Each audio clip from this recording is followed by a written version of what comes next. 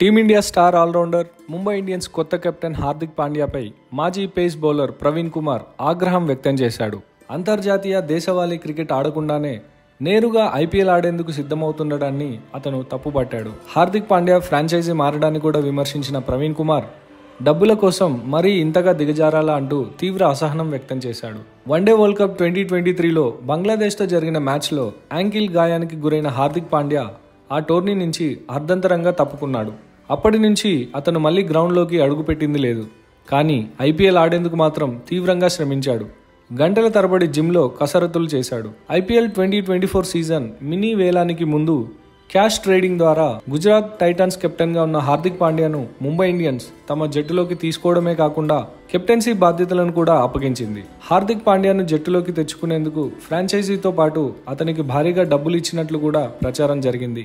గాయం కారణంగా అంతర్జాతీయ క్రికెట్తో పాటు దేశవాళీ క్రికెట్కు దూరంగా ఉన్న హార్దిక్ పాండ్యా ఐపీఎల్ 2024 సీజన్తో మైదానంలోకి రీ ఎంట్రీ ఇవ్వనున్నాడు.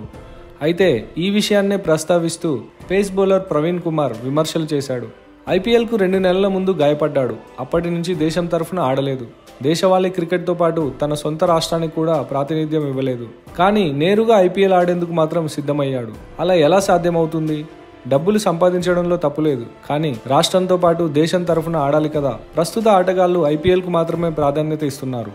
ముంబై ఇండియన్స్ను నడిపించే సత్తా రోహిత్ శర్మకు ఉంది. ఈ ఏడాదే కాదు, మరో 2 ఏళ్ల పాటు అతను ముంబైకి సారథ్యం వహించగలడు. కానీ కెప్టెన్సీ మార్పు అనేది ఫ్రాంచైజీ మేనేజ్మెంట్ చేతుల్లో ఉండే విషయం అని ప్రవీణ్ కుమార్ చెప్పుకొచ్చాడు. మార్చి 22 నుంచి ఐపీఎల్ 2024 సీజన్ ప్రారంభం కానుండగా మార్చి 24న అహ్మదాబాద్లోని నరేంద్ర మోదీ స్టేడియంలో గుజరాత్ టైటాన్స్, ముంబై ఇండియన్స్ తమ తొలి మ్యాచ్ ఆడనున్నాయి. ఇప్పటికే ప్రీ ట్రైనింగ్ క్యాంపును ఇరు జట్లు ప్రారంభించాయి. హార్దిక్ పాండ్యా కూడా ఈ ప్రాక్టీస్ క్యాంప్లో పాల్గొని తీవ్రంగా శ్రమిస్తున్నాడు.